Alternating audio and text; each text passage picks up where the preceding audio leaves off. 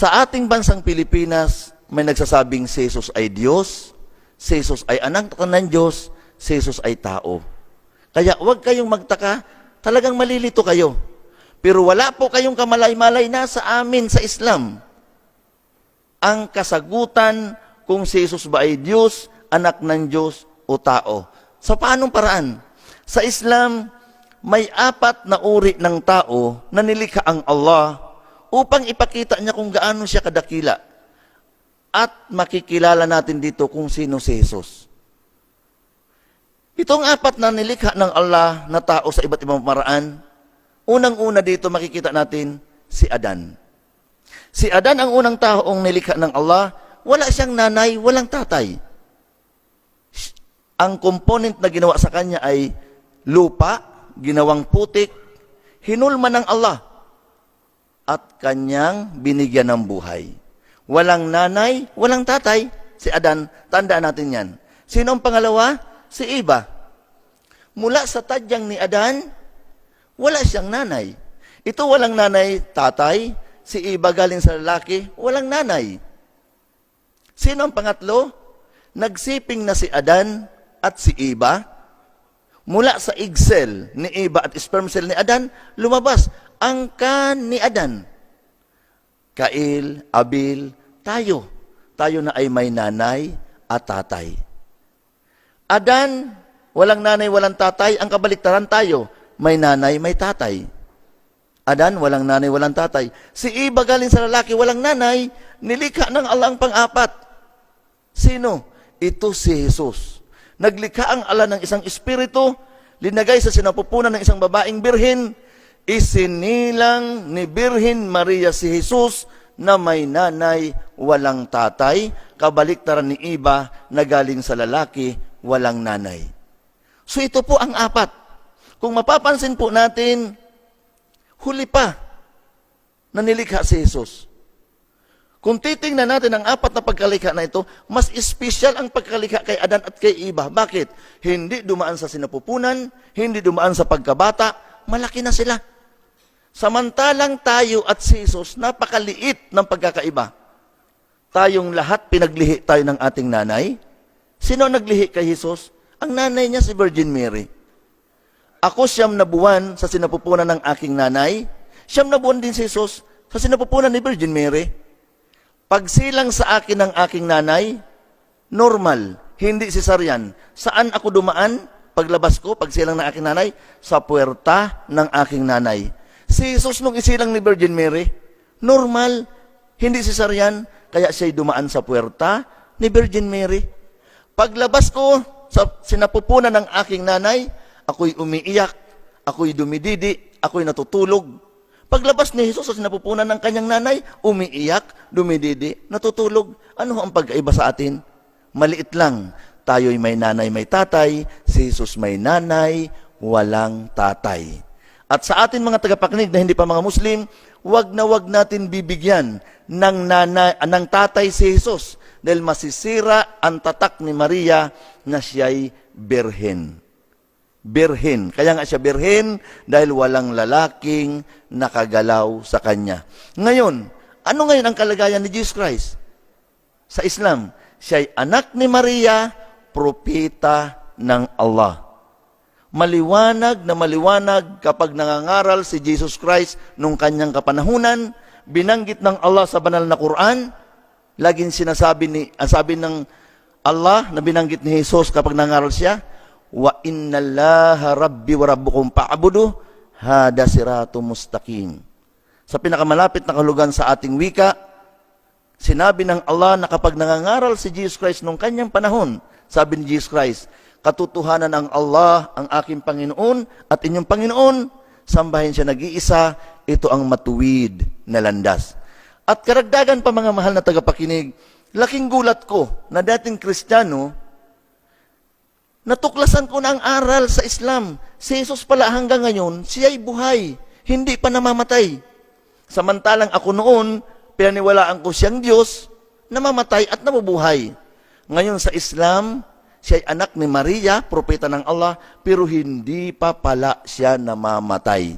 At isa pang dapat makarating sa atin mga tagapakinig, lalong-lalo na sa hindi mga Muslim, si Jesus po, pinadala lamang ng Allah sa angka ng Israel. Nagtataka po ako, maraming mga ngaral sa Christian na lagi rin nilang sinasabi, Jesus Christ sent only to the lost sheep of Israel. So napakaliwanag po pala.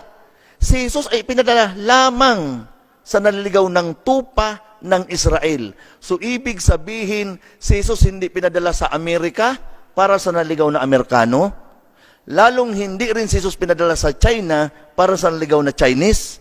At mas lalong si Jesus hindi pinadala sa Pilipinas para sa naligaw na Pilipino. Pinadala lamang si Jesus sa angka ng Israel. Sa mga Hudyo lang siya pinadala. Kaya hindi alam ni Jesus ang Pilipinas. Hindi niya alam ang Cavite. Hindi niya alam ang Quezon City.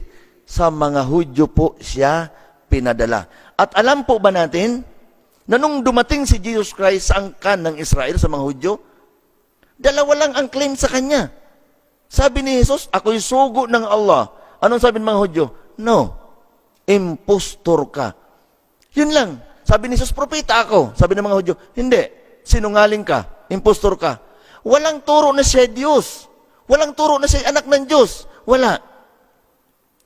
Nung panahon ni Jesus, nung pinadala siya sa angkan ng Israel, kapag sinungaling ka, impostor ka, papatayin ka sa cross. Kaya ipinag-utos ng mga Hudyo, dakpin yan at patayin sa cross. Dahil ayaw nilang paniwalaan na siya'y propeta.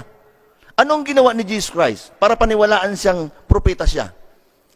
Binigyan ang mga propeta ng Allah ng kakayahan magpakita ng miracle, mga milagro. Anong ginawa ni Jesus Christ?